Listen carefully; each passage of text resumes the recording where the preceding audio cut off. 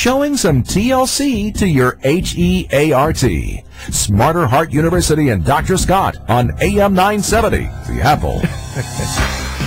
Welcome back to Your Smarter Heart University. We're having some fun here after that fire drill.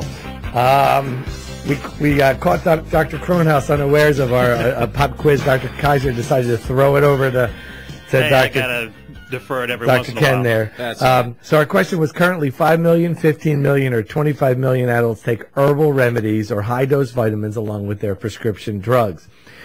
An estimated 15 million adults, so you got it, take herbs and vitamins, and an increasing number of American adults have tried some form of complementary or alternative medicine. So why is this?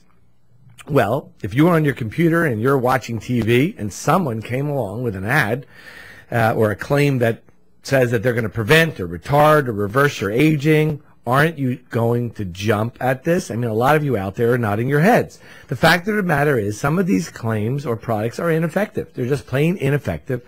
So you just lose your money. But some can be harmful, especially to older persons. And that's the important point that we want to hit home here. What can be done to prevent you, the consumer, from getting fleeced or worse, harmed? And what has been done so far? Well, despite recent outcries to the Food and Drug Administration to regulate the medical and pseudo-medical products or services that are offered in the millions, there is still a long way to go, folks. And from my perspective, perhaps our biggest concern as medical practitioners is the consequence of relying solely on alternative approaches. This is exactly what Dr. Kaiser was saying at the end of the first segment, that may be ineffective and avoiding participation in medications or treatment that would otherwise be beneficial or life-saving.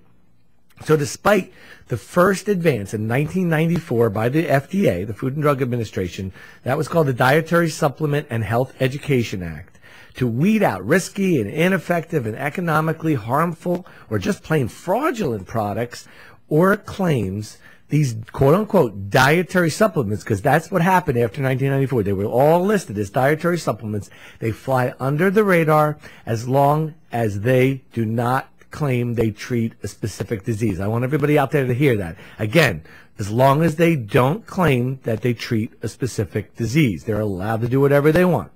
Folks, manufacturers of these supplements are not required to disclose any information about adverse events. Those are what's known as side effects.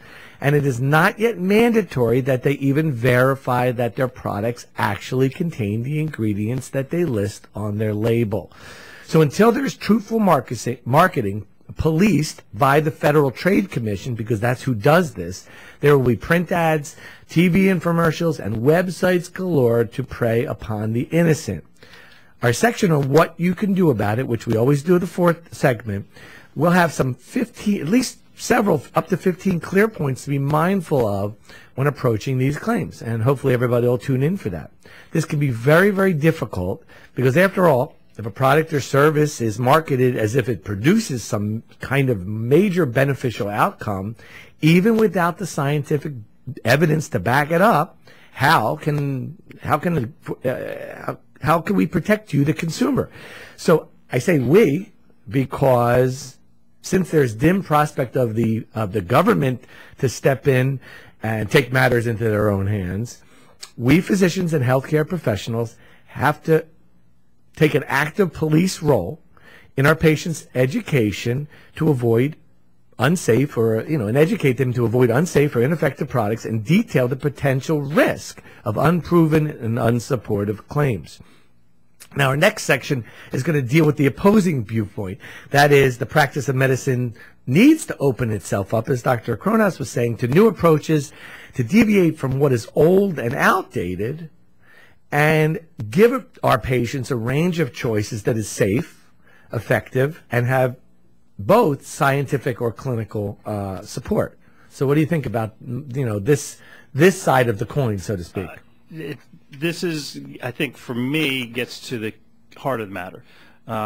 We're talking about taking substances into our body that are touted to do different things, but may do something completely different. And there's no evidence, no regulation, nothing about that. And that's why it's so important for folks such as myself to learn, and such as yourself and Dr. Kronhaus, who have taken an interest in this to make sure our patients are dealing with. Dr. Kronhaus, on the ride up, you were talking about the patient or patients have come in on a list of lists of supplements and in renal failure. I mean, it's kidney happened. failure. Kidney failure. I'm sorry. Yeah, it's happened on a number of occasions. We'll have patients that'll come into the office, and they have a list of 20 or 30 pills. If you lined them up on your table, it would stretch from one side of the table to the other side of the table for the number of pills that they take all day long.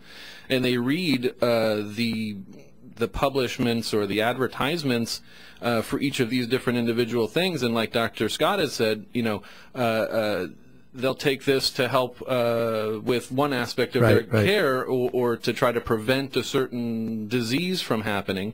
And when you add all these things together, there's no real good studies yet that show all of the interactions between all of these different vitamins. There's no better way to get your vitamin input than with what you eat.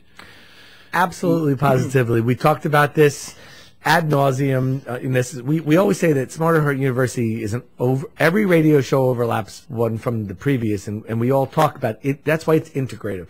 And you made the point about, while the two of us are knowledgeable about this fact, we are still conventional physicians. Yes. We are board certified physicians. We practice evidence-based medicine, but we have knowledge in this, and I believe we physicians should have some knowledge. Just as Dr. Kronhaus was saying, they're going to come in because somebody has put them on, or they read on TV. Exactly. That's what we're trying to get at, folks. We're not trying to tell you that what you take is worthless, but we don't know what you're on, and sometimes you don't either. And this is why you need to involve your physician in this. because some of the stuff does have data. Some Absolutely. of the stuff does have a benefit, but not everything is. And that's what we're going to talk about next week. Exactly. And we don't always know the interactions between all these things either. Yeah. Like I was saying, no better way. Mother Nature is going to put it all together for you the way it's supposed to be put together. But if you take vitamin X, Y, and Z, and in doses that we don't really know for sure if this is too much, not enough sometimes in these patients, and you mix all this together, you can have a really toxic combination. Well, we did vitamins last week, and we made that point to say that, look,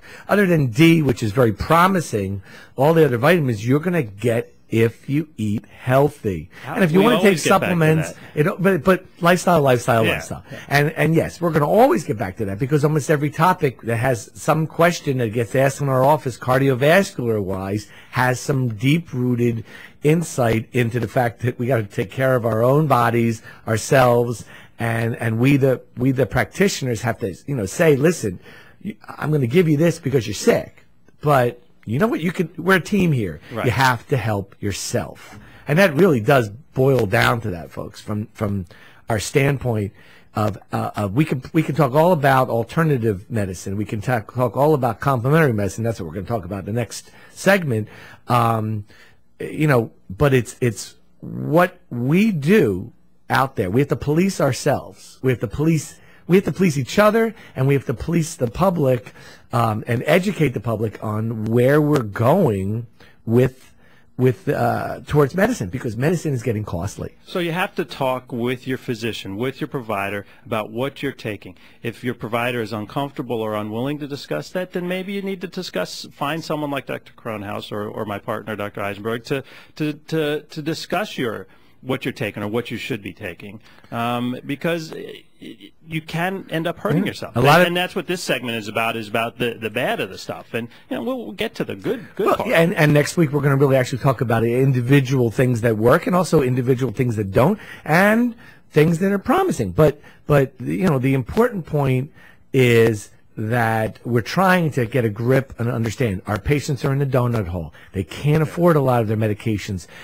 Sometimes we can't get them a generic, and they say, do I have to take this? Is there something natural that I can take? That's where we run into some problems. Yeah. And your point about medication interactions with some of these is really, really startling sometimes when you look at some of the ingredients out there that interact, maybe like a St. John's wort, for instance, for depression, that that has a number of interactions with blood thinners and a number of issues. There's no regulation. They say there's St. John. There's no regulation to say that there's not only St. John's wort or whatever, there's other stuff. You don't know what's in added there. the fillers, Yeah, the other yeah. stuff. What else is going on in there? Oh, I read an article that had anticoagulants in an herbal form of blood thinners that were actually in there. So we're going to go out to break with the pop quiz number 2. In the United States, this is exactly what we just talked about. 20, 30, or 40% of adults use some form of complementary or alternative medicine.